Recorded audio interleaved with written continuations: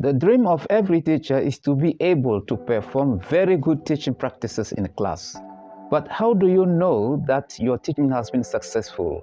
This is what today's video is about.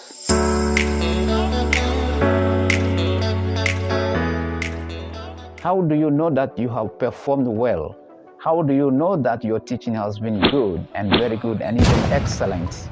First of all, when you teach communicatively, then you know that your teaching has been successful. But what is communicative teaching? Communicative teaching is when there is interaction between the teacher and the students, and also between the students and their classmates. In a communicative teaching, students are not passive learners, but active learners. In communicative teaching, the teacher does not speak more than his students. It is his students that speak more than him. This is when you know that your teaching has been successful. When you speak too much, or when you speak more than your students, your teaching is said to be a lecture. You are simply a lecturer, and students don't benefit much from this kind of teaching.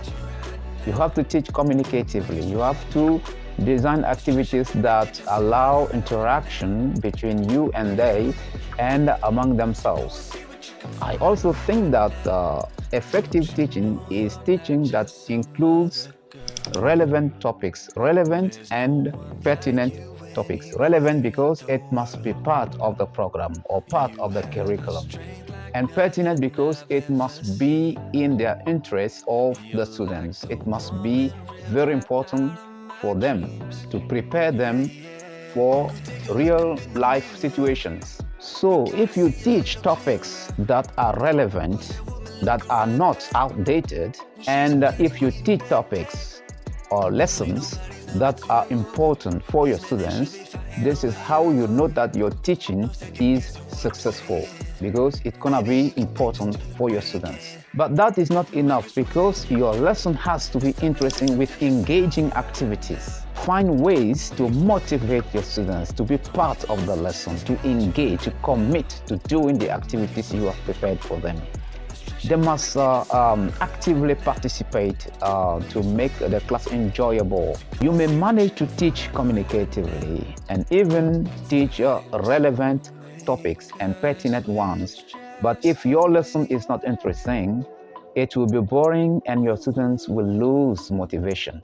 Make sure your techniques and strategies are well designed and smoothly done so that your lesson becomes interesting as a whole. Another very important trait of an effective teaching is when the lesson is neither short or too long. I think the shortest duration for a lesson is 30 minutes and the longest one is 1 hour. If your lesson lasts less than 30 minutes, you may not use all necessary resources to propose learning possibilities to your students. And if it is too long, that means you risk being boring for your students. It must be 30 minutes minimum and maximum 1 hour. When you manage to respect all these criteria, then you can say that your teaching has been effective or proficient. I hope this video has been useful to you. Don't forget to subscribe, to share, because I publish a video like this every week, at least one video every week. So thank you very much and see you.